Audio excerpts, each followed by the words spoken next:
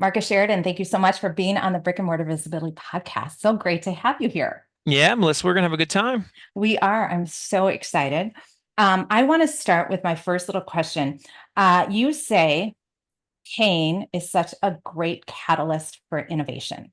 Hmm. So go. Yeah, for me, and this is for anybody, but I think every business owner, business leader, they have things inherently they know they should be doing, but they just hedge. And oftentimes we don't do the thing until we experience pain. So, like in Mhm. my case, I started a swimming pool company in 2001. Things were going okay until the market crashed in 2008. So we were in pain, as were most swimming pool companies, thought we were going to go out of business. That's when I started to read about inbound marketing, content marketing, all that stuff. And as I was learning this new stuff, I was like, okay, so what you're telling me is I just need to obsess over my customers' questions, worries, issues, concerns, and I need to address them on my website. If I do that, I could potentially save my business. All right, I'm gonna send it. I'm gonna do it. And I did a bunch of things that I talked about a bunch of things that had never been talked about in the industry, but I did it because I had nothing to lose. I was Yeah. thinking, I'm gonna lose my, I mean, nothing to lose in the sense of I was already screwed in my mind. And so, hey, why don't we just send it? And so I actually didn't realize the things I was doing was that innovative, but I just had a fearless approach to discussing things in an industry that typically had never been discussed, which I later learned is pretty much the case for almost all industries, right? And Yeah. so, that's why this is such a catalyst. I always tell people that, if you want to become the voice of trust in your space, which is to me like that's the goal, the most Mhm. known and trusted voice in your market, in your space, you got to be willing to do four things. You got to be willing to talk about what others aren't willing to talk about online. Number two, you got to be willing to show what others aren't willing to show, especially through video online. Number three, you got to be willing to sell in a way that others aren't willing to sell. And number four, you got to be more human than others are Mhm. willing to be.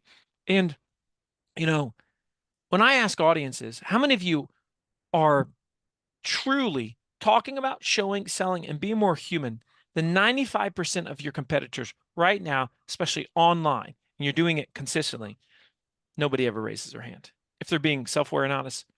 And when you are saying, I might lose my company, that's when Mhm. you do that. Mhm. That's when innovation starts. And those are fun times. Okay, so I want the cliff notes for everybody to bet so people know who you are. I know who you are. I know your story. I've read your book, but give people the cliff notes of your journey of 2008 and now where you are.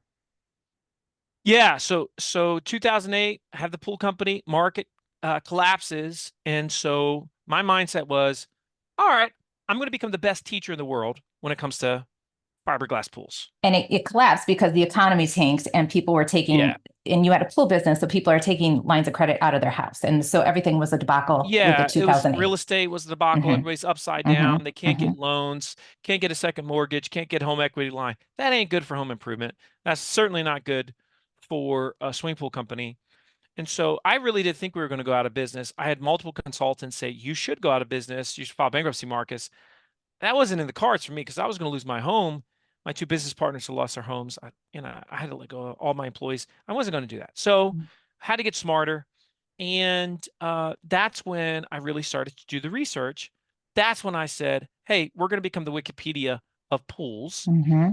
And I can vividly remember I was just sat at my kitchen table one night and I wrote down every single question I'd ever been asked from a buyer. In my case, about fiberglass swimming pools. And I Mm-hmm. had like a couple hundred questions written down. And over the next couple of years, I addressed every single one of them through text and video on our website.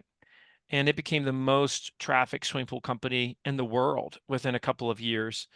And that just exploded the company. And from that, I started sharing my experience of how we were just crushing. That led to They Ask You Answer the book. It led to my agency, which is called Impact, which helps companies do They Ask You Answer. I mean, it's what we do is help them we guide them along this journey that is They Ask You Answer. It's been an amazing ride, and I became a full-time speaker along the way. So I've traveled the world now, teaching companies how to do this, helping them become that voice of trust in their space. And it's been a really wild journey, Melissa. I mean, it's Mm-hmm. really, really cool from pool guy to just Hmm. seeing the world and getting paid to do it. It's hard to Hmm. believe. And what I appreciate about your story is the almost bankruptcy. As a brick and mortar business owner myself, there's the ups and downs. Going through Yeah. COVID, I literally was a small little Dolly Dinkle out of my basement, had a great thing going and topped out that, and then went into a commercial space. So this is for those of you that are listening, don't know my story. 2020, January 2020, went into the commercial space, and life happened in 2020 March, and that's when it was actually right before that. I got divorced in 2015, 2016. And that's when I took the principles of your book and started creating a 90-second movie blog YouTube video Mm. on my business. And that propelled the business to grow. Then I had to do the commercial and blah, blah, blah. So just those ebbs and flows of ownership, as we all know. So you really you dove into all these questions. So, and that's what I took. I'm like, what questions are people asking and how can I dive in more? And your big thing is trust and how that's going to set us apart, not set us apart because we all want trust. You talk about that. We all want trust in our business. That's universal. So how do we get that trust and be human? That's the one I would like to dive into. Like, how do you be human and get people to trust you? How do you do it, Marcus? Goes right back to those four things, which is you got to talk about what others aren't willing to talk about. Yeah, I mean, you do. And it sounds pretty basic, but let me give you an example. What we have found is that there's 5 subjects that everybody wants to know before they before they reach out to a company, before they buy something. We call it the Big Five. This literally runs the economy of search. And these 5 subjects are buyers want to know, number one, how much is it? Like cost pricing questions. They want to understand. Number two, they want to know what are the problems or the issues with it? What could go wrong? All right, it's number two. They want to know, number three, comparisons versus how does it compare to this other thing that I'm looking at? Number four, they want to know reviews. What's everybody saying about it? But they don't just want the positive reviews. They want the good, the bad, and the ugly. And then finally, number five, they want to know the best, best, most. I mean, think about how many times you've gone online and you search best plus another phrase or Mm, something similar to that. So cost, problems, comparisons, reviews, and best. That's the big five. That's what buyers want to know. Yet businesses, they don't want to talk about these things. And because of that, you have a paradox of wants, right? And so if you're willing to talk about them, if you're willing to show them, now you're going to stand apart. Let me give you an example. Let's look at comparisons for a second, right? yeah. You take any brick and mortar business that's selling something, and there's competing products in other brick and mortar businesses. How many of those have you compared openly online? How many have you just talked about? Apples to apples. Let's really look at these. What are the pros and the cons to each? That's the type of thing that you should be doing. For example, at one point I had a couple brick and mortar locations until I just went all in on fiberglass pools. So I used to sell hot tubs, I used to sell tanning beds, I used to sell all this stuff. This is before I knew they ask you answer. If I had done the ask you answer before, I probably would have never have stopped doing brick and mortar because it crushes. So you take a hot tub, for example, right? In the hot tub space, you've got all these brands. People are constantly comparing things like hot springs versus a jacuzzi hot tub, which is best, right? Notice I did 2 things there. That was a comparison and a best, right? That's the way the market is researching. But do you know how many hot springs dealers openly talk about jacuzzi and compare their tubs to jacuzzi online on social? Like 1%. That's Do not you, okay. so you're saying to literally call out the other brand. Yes. All right. Heck yeah, Okay. because that's what they want to know. That's why it's called they ask, you answer. Because if they're thinking it, they want to know it. Do you know how many times somebody's walked into, and again, we'll just use hot tubs because it's easy, hot tub location and said if it was hot springs, they were looking at a hot springs, they said, yeah, I'm also looking at jacuzzi. Most everyone that's looking at a hot springs looking at jacuzzi because they're perfectly comparable brands. They're like the top end of the hot tub space. So everybody's comparing them. They don't want to talk about it. Mm, So I can't imagine allowing the marketplace to get their answers from somebody other than myself. That to me is appalling. mm, mhm, I don't want you going to Angie's List. I don't want you going to some third party site where they may or may not have a clue. I want you to learn it from somebody that's actually been there, done that, right? mhm.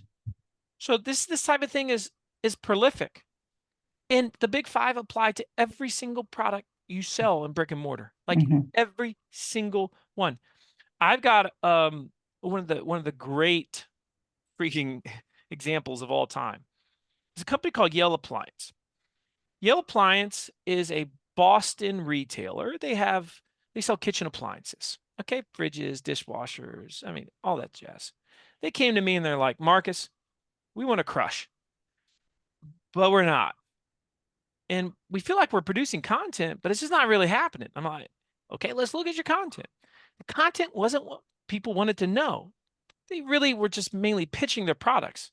But what do people want to know in retail, right? Well, what they want to do is they want to compare stuff. They want to read reviews about it, etc. So they did some of the ballsiest stuff I've ever seen from a retailer. Let me tell you something that'll blow your mind, Melissa, Please and do. anybody that's listening to this, because this is like awesome story. So one of the questions, because everything starts with the questions you receive, right? Mhm. That is your ultimate content strategy.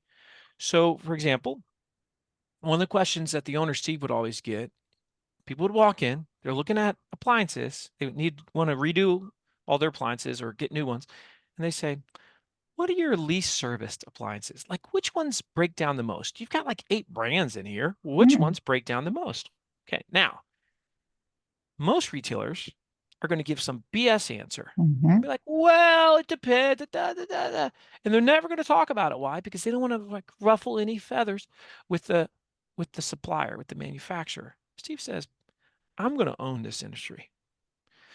So he produces a piece of content, and it was the least serviced, most reliable appliance brands. He started this, I think it was in like 2019, right? And here's what he did. This is wow, Melissa.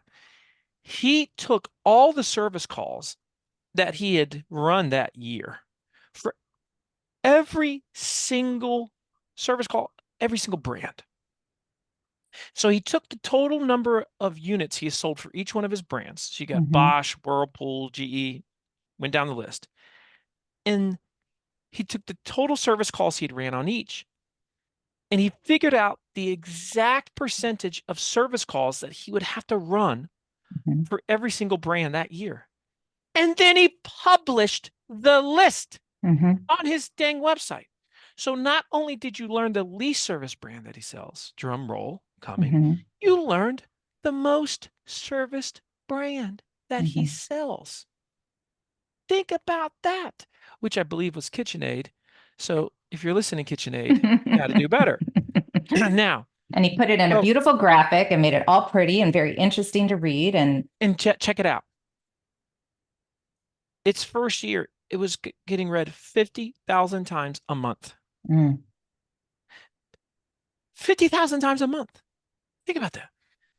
True story too. Second part to the story. There's many parts of the story I could tell you. I mean, and this made him millions, by the way. As a mhm. brick and mortar business selling appliances, most of those folks are complaining that Amazon's putting them out of business or this or that. He's crushing. He is crushing because he's doing it differently. But he's more bold than anybody in space. He's talking about what others aren't willing to talk about. He's showing what others aren't willing to show. That was crazy. Now, oh, by the way, let me tell you two stories.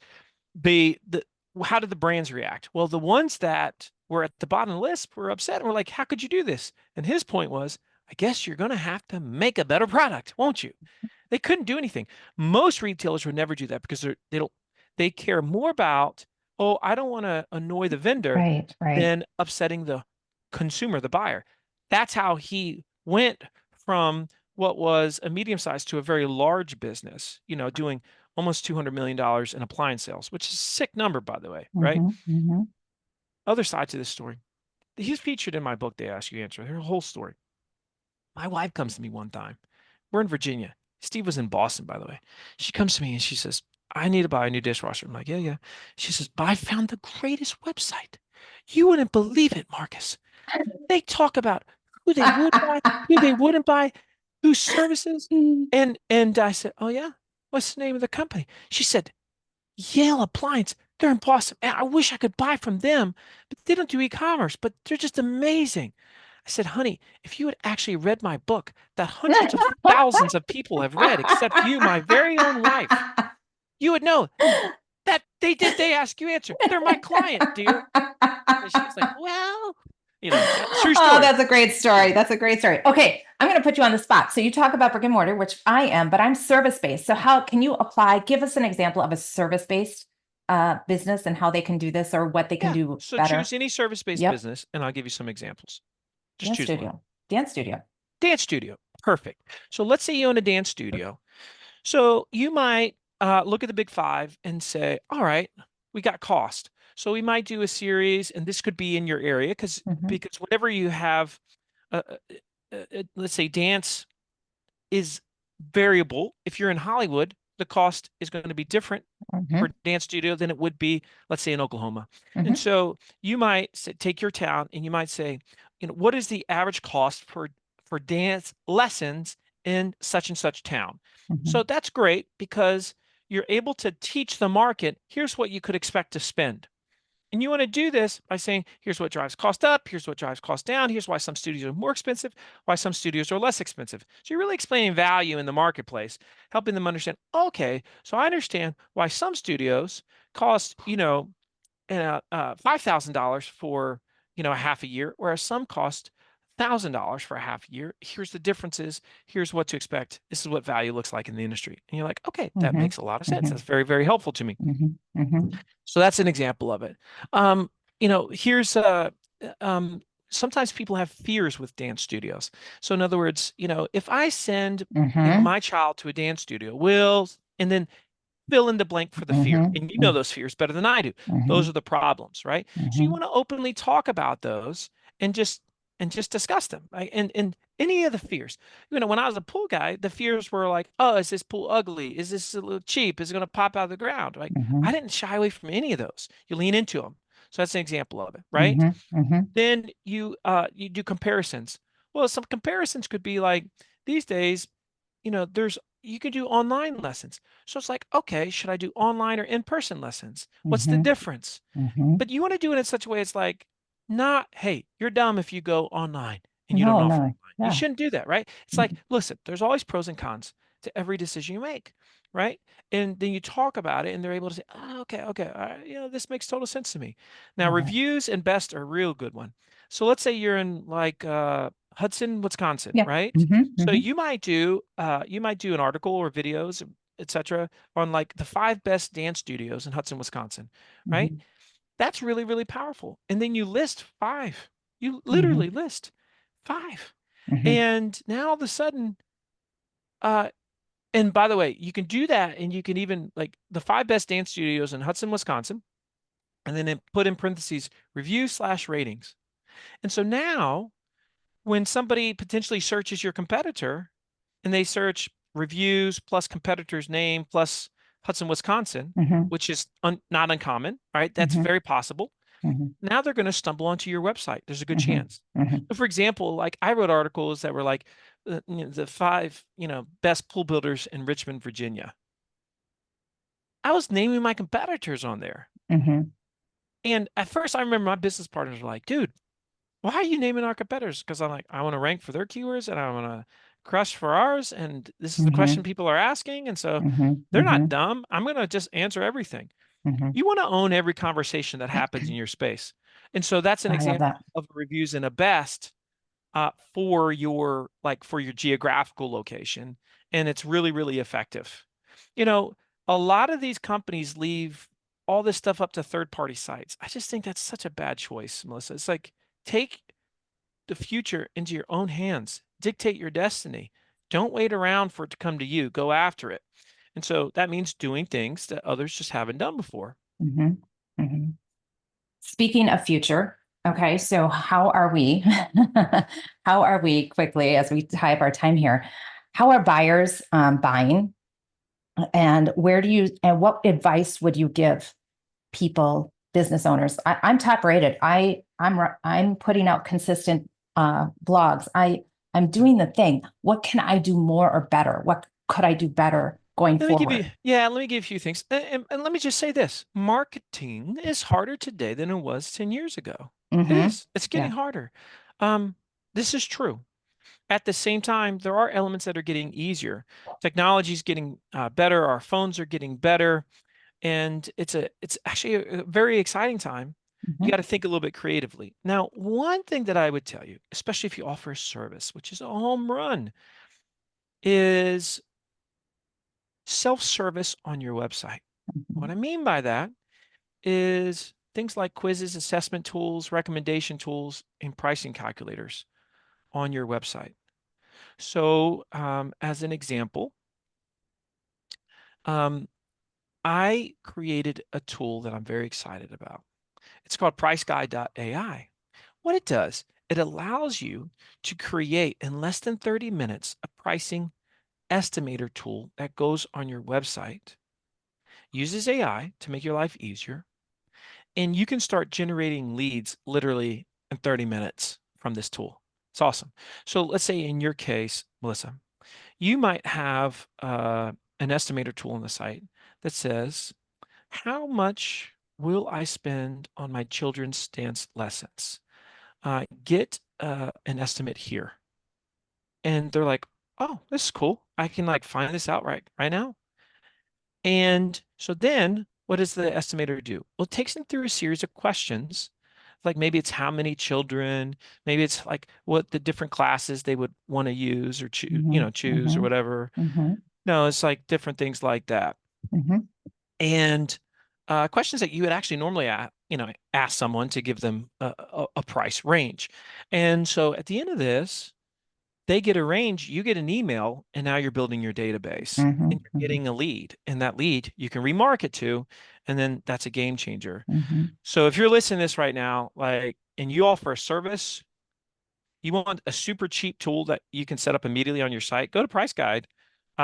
This is a new tool, but like, let me give you an example. I have somebody in Scotland reach out to me the other day. It's like, oh, Marcus, I had a Price Guide literally on Friday. This is like you and I are talking on, what is it, Monday or Tuesday? They Mhm. added it on Friday. Um, they got 23 leads in 2 days from a pricing calculator, and they sell Mhm. sheds. They sell Mhm. sheds. You know what I'm saying? Mhm. Like sheds. So point being is any service you offer, you could use a pricing calculator and it's gonna help people. So if you want more leads, it's a great way to do it. Mhm. Mhm. Self-service. Awesome. Super fun. Big, big element of the future. I think every service-based business is going to have some type of pricing estimator calculator on their website within the next 3 to 5 years. I think 100%. So don't wait around for your competitors to do it. Just do it. Just do it. Experience the leads, experience the trust that comes from it, Mhm. and win. That's what it's all about. Mhm. Very good. Okay. All right. So you're relaunching the book? Yes? Yeah, so this Did I hear book, that they right? ask you answer, the third version is coming out, but this time So it's called Endless Customers, yeah, actually. so why the upgrade? Tell us why quickly. So Why this the is just so everybody understands, and this might sound nerdy, but there is a best way to title a book, a webinar, a speech, in a way that you probably shouldn't do it. The Ask You Answer is great for people that have read the book and understand the principle Yes. Yeah. because it immediately makes sense. Well, Hmm. here's what doesn't happen. You don't walk across a shelf, see something that says They Ask You Answer, and say, I have to have that. So the title test works like this. You want to be able to use the phrase, I want or I wish that before the title itself. So I wish I could have a 4-hour work week. I wish I could win friends and influence people, right? Right? Right? See how it works? I wish I had More atomic customers. habits. Yes. You see Okay. it? But Hmm. nobody says, I wish. They ask, you answer. Mm. They say, I wish I had endless customers. So that's why Okay, it's going all to be right, called Endless noted. Customers. For great titles and hooks and all the things. There you go. Yeah. Pro tip. Thank you. Well, Hmm. this was very good. I'm thank you for the personal coaching here for dance studios because I specialize with dance studios and this was gold for them. So thank you so much. Hmm. And just a great book, everybody. So if you have not read it, it's a great marketing book that really has pivoted my business and made my business the only option in town. So Marcus, thank you for that. Thank you That's for, what's up there, Melissa. You go, yeah, girl.